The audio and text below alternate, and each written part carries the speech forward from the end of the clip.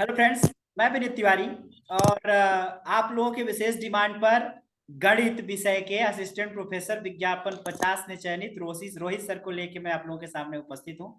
बहुत दिनों से बहुत ज्यादा मात्रा में सर आपकी डिमांड हो रही थी कि मैथ के किसी एक्सपर्ट को लाइए जो हमें मार्गदर्शन दें। और मैथ की असिस्टेंट प्रोफेसर की तैयारी यूपी हायर एजुकेशन कमीशन की करने के लिए क्या चीजें होंगी आपके साथ हम चर्चा करेंगे। सबसे पहले आपका स्वागत है चैनल पे, हमारे सभी सब्सक्राइबर की तरफ से, व्यूअर्स की तरफ से जो लोग देख रहे हैं चैनल पे। और आप लोगों को बताना चाहूंगा कि सर की हमारे साथ जो कनेक्शन है वो विज्ञापन 50 के इंटरव्यू के टाइम से ही है और हम लोग कई बार कॉल पे बात किए हैं। और सर बहुत ही अति उत्साही और बहुत ज्यादा कॉन्सेप्चुअली क्लियर हैं चीजों को लेके। बहुत ज्यादा मैं इनसे प्रभावित हुआ। तो सबसे पहले सर आपका स्वागत है। उसके लिए धन्यवाद, आपका धन्यवाद, आपके चैनल का भी धन्यवाद और सभी को नमस्कार, आपको भी नमस्कार। चलिए सर, ज्यादा टाइम न लेते हुए हम लोग डायरेक्ट विषय पर आते हैं। यूपी हायर जी। एजुकेशन कमीशन का जो मैथ विषय का पूरा स्ट्रक्चर है, सिलेबस है, और उसके बाद पेपर का जो क्राइटेरिया है उसके बारे में आप क्या आपको लगता है, और कैंडिडेट्स को क्या आप मार्गदर्शन देना स्टार्ट करेंगे, जैसा कि अभी एग्जाम का कुछ पता नहीं है। तो अगर हम माने कि 3-4 महीने बाद एग्जाम होगा तो आपका क्या मार्गदर्शन रहेगा। मेरे ख्याल से यह है कि मतलब जो बच्चों का मतलब कोई भी कैंडिडेट है, मतलब नेट जेआरएफ करके सभी लोग आया हुआ है, तो मतलब यह है कि उसका मैथमेटिक्स का लेवल तो सभी का अच्छा होता है। अब उसके बाद यह है कि सबसे पहले तो वो सिलेबस को देखे कि जो नेट का सिलेबस है वो जो हमारा यूपी हायर का सिलेबस है उसमें थोड़ा सा डिफरेंस है। तो सबसे पहले सिलेबस को कवर करा है या पहले ही कवर कर चुका होगा अब तक, तो एडवर्टाइजमेंट आ चुका है, उसके बाद उसने सिलेबस देखा होगा, सिलेबस की रीडिंग लगा लिया होगा और उस सिलेबस के अनुसार उसको क्या क्या पढ़ना है, कितना सिलेबस का कितना परसेंटेज पढ़ना है उसने डिसाइड कर चुका होगा। तो अब ये है कि मतलब एग्जाम कभी भी हो सकता है, जैसा कि मतलब न्यूज आ रही है कि 2 महीने में भी हो सकता है, 3 में भी हो सकता है या 1 महीने, तो पर यह है कि 2 से 3 महीने से पहले तो शायद मुश्किल ही होगा मेरे मतलब ख्याल से। तो अब ये है कि आप क्वेश्चन प्रैक्टिस करना चालू कर दे कि प्रीवियस ईयर का है 1-2 साल, मतलब जो भी लास्ट 1-2-3 पेपर हुए हैं वो सभी लोगों को मिल चुके होंगे, इधर उधर से मतलब प्राप्त कर लिए होंगे। और जो एक आधा मतलब जहाँ पर मतलब जैसे मध्य प्रदेश है या मतलब हरियाणा है, जो उनके पीएससी के मतलब एग्जाम हो चुके हैं तो उन लोग भी देख सकते हैं। और उन स्टेट पीएससी के जो एग्जाम है मतलब 2-4 को मतलब क्वेश्चन पेपर को देख ले तो उनको आइडिया लग जाएगा किसी भी कैंडिडेट को कि जो नेट जेआरएफ में सिलेबस के अनुसार जो उसमें एग्जाम में आता है उसका लेवल कैसा है, और जो स्टेट पीएससी के एग्जामों में जो क्वेश्चन आते हैं उनका लेवल कैसा है। तो ये नहीं है कि मतलब फालतू में कि ज्यादा हायर का पढ़ रहे हैं कि नेट जेआरएफ के लेवल का पढ़ रहे हैं, वो फायदा नहीं मिलेगा। तो एक लेवल का आइडिया लगा लें कि मतलब किस तरह के लेवल के क्वेश्चन आ रहे हैं।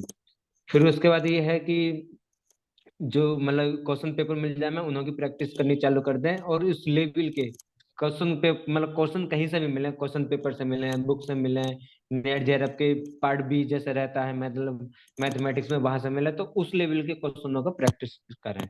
वही तरीका है मेरे मेरे सर, अनुसार, जो यूपी मैंने हायर मतलब। एजुकेशन कमीशन का जो मैथ का सिलेबस है, मैथ में असिस्टेंट प्रोफेसर बनने का, उसमें कितनी हम्म। यूनिट है, और किताबों का थोड़ा सा जिक्र कर देंगे तो लोगों को बहुत हेल्प होगी कि कहाँ से अगर वो पढ़ेंगे तो ज्यादा बेहतर रहेगा।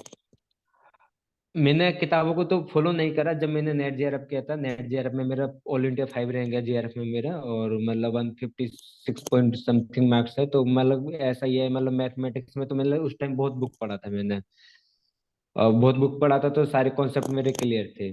और मेरे ख्याल से बुक पढ़ने का उचित तो जब भी ठीक है जब ये है कि मतलब सिलेबस को कवर करना है कि उस टॉपिक को आप कभी नहीं पढ़े हो। अब जब ये है कि किसी टॉपिक को नहीं पढ़े हो तो वो उस किसी भी बुक से मतलब उस टॉपिक को पढ़ के रीडिंग लगा के क्लियर कर लीजिए। बाकी तो फिर ये कि क्वेश्चन प्रैक्टिस करना, अब क्वेश्चन प्रैक्टिस क्वेश्चन किसी भी बुक से मिले किसी भी क्वेश्चन पेपर से मिले वो करना है। तो क्वेश्चन पेपर बुक सर तो मैं कैसा लगा मतलब आपको, क्वेश्चन पेपर कैसा लगा, मॉडरेट लगा या इजी लगा या डिफिकल्ट लगा था। ठीक था, मीडियम था। मैथमेटिक्स में तो ये था कि 19 क्वेश्चन डिलीट हो गए काफी सारे, तो काफी खेला हुआ। तो ठीक था, मतलब ये है कि मतलब क्वेश्चन पेपर मतलब इन लोगों को बनाना चाहिए, पर कुछ ऐसे सवाल थे जैसे अप्लाइड के न्यूमेरिकल वगैरह के ऐसे सवाल रखते थे कि जो वो काफी लेंथी थे, मतलब पॉसिबल नहीं थे इतने, मतलब कितने ही प्रैक्टिस करा कि इतने कम टाइम में वो उस तरह के सवालों को बना पाएगा। पर एक कि 2-4 सवाल ऐसे मिलते भी हैं सभी एग्जामों में कि हाँ कि अनएक्सपेक्टेड आ जाते हैं। तो ठीक था, मीडियम पेपर ही माना जाएगा। बस ये कि मतलब इन्होंने मिस्टेक काफी ज्यादा करी, अगर मिस्टेक ना करे होते तो और बेहतर मतलब दिखाई देता क्वेश्चन पेपर। जी जी जी। चलिए बहुत बढ़िया सर। एक और प्रश्न ये है कि फॉर्म भरने के बाद से जो एक मेंटल एटीट्यूड होता है वो कैसा रखना चाहिए, और फॉर्म भरने से सिलेक्शन के बीच में जो ये आदमी एक पेंडुलम की तरह झूलता रहता है कि होगा कि नहीं होगा, इस पे आप क्या मेंटल स्टेटस अपना बना के रखे, क्या मेंटल एटीट्यूड बना के रखे, कैसी सकारात्मकता आप अपने अंदर महसूस करते थे, या चयन को लेके बहुत ज्यादा श्योर थे कि मेरा तो हो ही जाएगा, मुझे ज्यादा कुछ करने की जरूरत नहीं है, जैसा कि आपके हाँ कॉन्सेप्ट क्लियर है। हाँ, अब उसको लेके मेरे को अपने बारे में थोड़ा सा पीछे का बताना पड़ेगा। जैसे मेरा 2017 का मेरा जेआरएफ है। तो मतलब जितने भी पिछले 5 से 6 सालों में मैंने हायर के एग्जाम दिए, मैं और किसी की बात नहीं कर रहा, हायर मतलब हायर मैथमेटिक्स के, तो सारे के सारे मैंने क्वालिफाई करे। तो 2017 के बाद सबसे पहले मेरे ख्याल से एक तो मैंने एमपीपीएससी वाला दिया, उसमें मेरा वेटिंग में मतलब सिलेक्शन में डॉक्यूमेंट भी वेरिफिकेशन हो चुका है। उसके बाद मैंने हरियाणा का दिया था 2019 के आसपास। तो वहां पर मेरा टॉप थर्ड स्कोर था मेरा रिटन एग्जाम में। उसके बाद आगे पीछे गया मतलब सिक्वेंस याद नहीं है, एक मैंने गोवा का दिया, गोवा में मेरा टॉप स्कोर है फर्स्ट। और मैंने छत्तीसगढ़ दिया, रिटिन वहां का भी क्वालिफाई करा, वहां का जीएस तो नहीं पढ़ पाए तो मतलब ज्यादा अच्छा नहीं कर पाए, पर रिटिन वहां का भी क्वालिफाई करे। तो गोवा भी जितने दे भी आए। दिए मैंने सारी, हाँ गोवा भी देकर आए। अच्छा। बस अंडमान निकोबार द्वीप समूह दमन द्वीप बच गया लगता है। मैं जी। तो घूमने के लिए मैं कन्याकुमारी मतलब कश्मीर से कन्याकुमारी तक घूमा हुआ हूँ मैं। पिछले अच्छा। साल जनवरी के महीने में 2021 में मैं कश्मीर गया था घूमने, गुलमर्ग पीओके से 1 किलोमीटर दूर तक घूम कर आ चुके हैं। अब तो कश्मीर भी अलाउ हो गया है, वहां पर भी असिस्टेंट प्रोफेसर के लिए फॉर्म भर सकते हैं, पहले ऐसा था कि बाहर के लोग गुल नहीं भर पाते थे। हाँ हाँ, अब तो सब कुछ मतलब बहुत चीजें सुधरती हुई जा रही है, मतलब अच्छा हो रहा है वो तो ये है कि रिटेन एग्जाम का मेरे को काफी ठीक ठाक एक्सपीरियंस है, और ऑलमोस्ट मैंने सारे क्वालिफाई करे हैं। जीडीसी का दिया था मैंने यूपी का, वो भी मेरा क्वालिफाई हुआ, केवल 7 सीट थी। तो ये है कि मतलब रिटेन में कोई दिक्कत नहीं होती है मतलब। तो अब बस ये है कि सिलेबस को पढ़ना है, उस सिलेबस को कवर करना और प्रैक्टिस करना, मतलब मेरा यही तरीका है जितने भी मैंने चलिए एग्जाम मैं करे। मानता हूं कि आज आपके कॉन्सेप्ट सारे क्लियर हैं, लेकिन आपकी तरह सरकार कोई नहीं है, तो जो डिफिकल्टीज गणित में लोग महसूस करते होंगे उनको थोड़ा मार्गदर्शन दीजिए कि क्या कहाँ फंसते हैं और कैसे उसमें से निकल पाए। क्योंकि ऐसा होता है, कहते हैं ना कि हम लोगों का जो कहते हैं कि हम लोग अज्ञानता में बहुत जगह फंसे होते हैं, तो अज्ञानता से ज्ञान की ओर जाने के लिए क्या बिल्कुल करें। बिल्कुल। अभी हाँ, जैसा अब मैथ का सिलेबस था, तो मैथ का भी मैंने 100% सिलेबस कवर नहीं किया था। तो जैसे फ्लूइड डायनामिक्स मेरा छूटा हुआ था, मैकेनिक्स भी मेरा छूटा हुआ था। तो मतलब ये है कि पूरा टॉपिक मैंने छोड़ी, मैंने तो पूरा टॉपिक छोड़ दिया था। तो एग्जाम से 4 दिन पहले पता चला कि अच्छे कुछ लोगों ने पढ़ा है साथ वालों ने, मैं कि चलो देख लेते हैं, पर 1 से 2 दिन में तो नहीं होता था यार। तो सिलेबस को जितना हो सके मतलब कम से कम 90% सिलेबस तो जरूर पढ़ के जाइए, 90%। जीएस में भी मेरा पूरा कवर नहीं हुआ था, करंट अफेयर्स मैंने नहीं पढ़ा था, 2 दिन पढ़ा था, कर 2 दिन भी मुश्किल से पढ़ा था, एक ही दिन पढ़ा था मैंने करंट अफेयर्स। तो मैथ का ये है कि 80 से 90% सिलेबस अच्छे से कवर कर लीजिए, 70% तो बिल्कुल अच्छे से होना चाहिए, बिल्कुल कंट्रोल में, और बाकी और का बीस अगर मैं परसेंट मैथ की भी। एक कैंडिडेट के रूप में, मैथ के एक अभ्यर्थी के रूप से आपसे कहूं कि मेरे से कवर नहीं हो रहा है 90% सिलेबस, तो उसके लिए क्या टिप्स देंगे आप। अब पहले को मतलब अगर नहीं हो रहा है कि मतलब कुछ तो पहले से कवर होगा। अब उससे आगे का रीडिंग लगाना पड़ेगा, मतलब जो है कॉन्सेप्ट उनका बेसिक तो एटलीस्ट पढ़ लीजिए, डेफिनेशन। कि जो अगर मतलब चलो 70% कवर है, 20% नहीं कवर हो रहा, तो लेवल क्या उन्हों होता के है लिए क्वेश्चंस का, ग्रेजुएशन बेस्ड क्वेश्चंस ज्यादा होते हैं कि पीजी बेस्ड क्वेश्चंस होते हैं, या क्या लेवल रहता है क्वेश्चंस का। अब क्वेश्चन मतलब 3 तरह के हो सकते हैं। अब यह कि किसी टॉपिक से केवल डेफिनेशन से पूछ लिया क्वेश्चन जो सिलेबस में है, जैसे सिलेबस में कोई एक टॉपिक दे दिया, अगर उस क्वेश्चन का डेफिनेशन से ही पूछ लिया तो वो तो बेसिक क्वेश्चन आ जाएगा, उसको बोल सकते हैं ग्रेजुएशन लेवल पर आएंगे। तो मतलब कि सभी लेवल के मिलेंगे क्वेश्चन, पीजी लेवल के भी मिलेंगे, पीजी से ऊपर लेवल के भी मिलेंगे। मतलब नेट का मतलब नेट में तो अच्छा लेवल चला जाता है। तब यह है कि जो सिलेबस कवर नहीं हो रहा है तो उसमें भी सभी तरह के लेवल के क्वेश्चन आएंगे, किसी भी टॉपिक के, इजी भी आएंगे हार्ड भी आएंगे। तो कम से कम ये होगा कि अगर आपने 20% सिलेबस छोड़ दिया है, तो अगर आपने थोड़ा सा भी डेफिनेशन देख लिया है मतलब बेसिक पढ़ लिया है, तो उसके अगर 20 में से 4 या 5 क्वेश्चन आए थे, 2 से 3 करने के लिए आप मतलब वहां पर काबिल हो चुके होंगे। सर एग्जाम में मैथ में उन 11 पता नहीं कितने क्वेश्चन जो डिलीट हुए थे, उसका क्या कारण था? पेपर बनाने में गलती हुई थी या क्या वजह था? अगर उस पर अपना विचार देना चाहें, अगर आपको कुछ पता हो तो। उसमें इन लोगों ने मिसप्रिंट काफी किया था।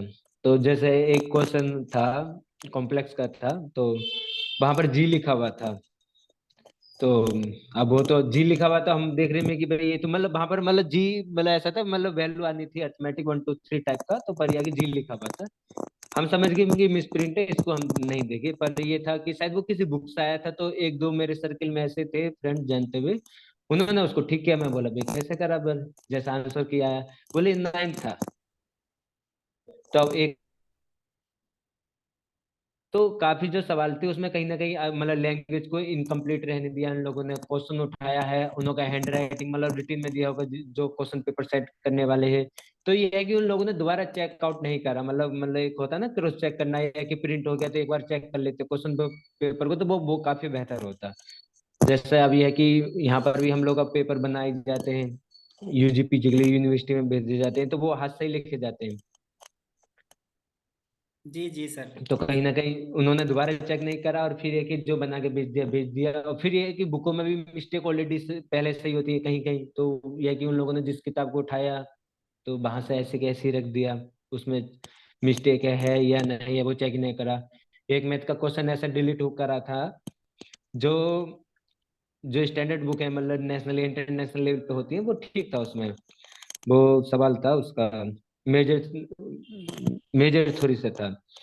तो अपर जो मतलब कुछ बुकों में वो मतलब जो आंसर दिया था पहले, वो हमारी जो लोकल या मतलब स्टेट की बुक है उनमें वो मिल जाएगा ठीक आंसर। तो फिर लोगों ने उस पर क्लेम करा, तो वो हटा दिया, जबकि नहीं हटाना चाहिए था। बेशक वो क्वेश्चन मेरा भी गलत हो रहा था, तो पर मैं उसके मतलब उस साइड में नहीं था कि मतलब क्वेश्चन डिलीट हो। मैं चाहता था कि क्योंकि मेरे फ्रेंड ने सही किया था, क्योंकि उसको पहले से पता था। तो जो उसको पता था, जब वो डिजर्व करता है मतलब कोई कॉन्सेप्ट आता है तो वो होना चाहिए सही। पर अभी क्या कह सकते हैं मतलब। चलिए बहुत बढ़िया सर। और बाकी जो आप जीएस, नॉर्मली जो मैथ के लोग होते हैं वो जीएस वगैरह में थोड़ा सा कमजोर माने जाते हैं, ऐसा रहता है, तो जीएस के लिए आपका क्या मार्गदर्शन है? जीएस मैंने पहली बार राजस्थान के एग्जाम के लिए पढ़ना चालू करा, क्योंकि ऐसा था यूपी के से पहले राजस्थान का आ चुका था फार्म। तो बाकी जैसे मैंने उससे पहले छत्तीसगढ़ का दिया था जीएस के साथ, तो मैंने अभी थोड़ी देर पहले बोला मेरे वहाँ जीएस में अच्छा नंबर नहीं आया था, तो मैंने सोचा अब जीएस भी पढ़ना पड़ेगा। तो जब राजस्थान के लिए पढ़ना चालू करे तो थोड़ा सा मतलब आया कि हाँ कि जीएस भी पढ़ा जा सकता है, इतना मतलब इतना भी ज्यादा दिक्कत नहीं होगा। तो तो जैसे राजस्थान का भी अप्रैल में 4 अप्रैल के आसपास एग्जाम डेट दिया था 2022 21 में। तो पर यह है कि कुछ दिन पहले ही, एक हफ्ते पहले ही वो पोस्टपोन्ड हो गया था, जब तक मैं यूपी की तैयारी स्टार्ट नहीं किया था। तो पर यह है कि जीएस का आइडिया लग चुका था कि हाँ कि पढ़ने से मतलब हो जाएगा। तो फिर उसके लिए ये है कि मतलब कहाँ से क्या पढ़े, तो कुछ तो यह है कि जो कॉमन टॉपिक थे हिस्ट्री के, ज्योग्राफी के और पॉलिटी के, वो थोड़ा थोड़ा मतलब कोई भी एक सिंपल सा यूट्यूब से वीडियो ऐसी रैंडम मैंने देख लिए। उसके बाद मैंने घटना चक्र के जो आते हैं सेट, हिस्ट्री ज्योग्राफी के एक एक सेट, यूपीएससी वाले घटना चक्र के आते हैं, वो तीनों मैंने लगाए। इतना किया मैंने। पर जीएस में मेरे कम नंबर आए। जी जी मेरा जी। कित हाँ 30 में से शायद 14 नंबर है मेरा जीएस में बस। वो तो 14। शुक्र है मैथ में। हाँ बस। जबकि मेरे सर्किल में कुछ लोगों के 20 22 तक मतलब काफी पहुंचा है। पर यह है कि मेरा मैथ में मतलब हाई काफी अच्छा स्कोर था, बहुत अच्छा, ठीक ठाक मतलब। बिल्कुल बिल्कुल, जो आपका स्कोर है मैथ में जीएस में 14 क्वेश्चन, और ये बता रहा है कि आपने आप किस हिसाब से पेपर दिया है। और जीएस में मैथ वाले जो कमजोर पाए जाते हैं उस कहावत को आप चरितार्थ कर दिए। और नॉर्मली 20 22 ही हम्म, करते हैं, बाकी जो सिविल सर्विसेज की तैयारी करते हैं और 30 में 27 28 तक करते हैं वो लोग। तो बिल्कुल बिल्कुल। बहुत सारी चीजें आपने सर बताया। आप व्यूअर्स को मैं बताना चाहूंगा कि सर से मैंने कई बार रिक्वेस्ट किया और सर ने बड़ी मुश्किल से समय निकाला है, और कल तो कह दिए कि शाम को ही अभी कर लेते हैं, लेकिन आज भी इन्होंने कहा कि अभी कर लेते हैं, समय दिया। सर वर्तमान में पीएचडी कर रहे हैं। सर एक क्वेश्चन और बच रहा है कि आप जब तैयारी करते थे तब पीएचडी भी आपकी चल रही थी, तो दोनों को आप कैसे मैनेज करते थे? अब ये डिपेंड करता है कि आपके सुपरवाइजर और आपके साथ कैसी बॉन्डिंग है। जी तो मेरे सुपरवाइजर के साथ था, मतलब मेरा काम मतलब काफी तैयार रहता था पहले से ही, मतलब कि ठीक है इतना काम तैयार है। जी जी जी जी, बिल्कुल सही कह तो रहे हैं। बहुत बेस्ट मतलब आंसर है आपका, ये बेस्ट आंसर है कि सुपरवाइजर के साथ आपका किस हिसाब का समझौता है, किस हिसाब की अंडरस्टैंडिंग है, किस हिसाब से आपकी कनेक्टिविटी हम्म, उनके साथ बनी हुई है, और क्या मतलब संबंध है आपके, अगर कहें सामाजिकता के शब्दों में, तो कैसे संबंध आपके उनके साथ है, बिल्कुल सभी वही बिल्कुल। उसी पर डिपेंड करता है। तो सर आप आए चैनल पे, आपने अपने विचार शेयर करे और मार्गदर्शन दिया मैथ वालों के लिए। तो गणित एक ऐसा विषय है जो पूरा कैलकुलेशन बेस्ड है।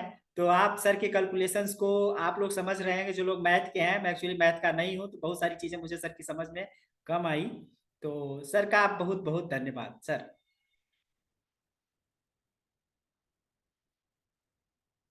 सुन के लिए। Thank you sir. Okay sir, thank you.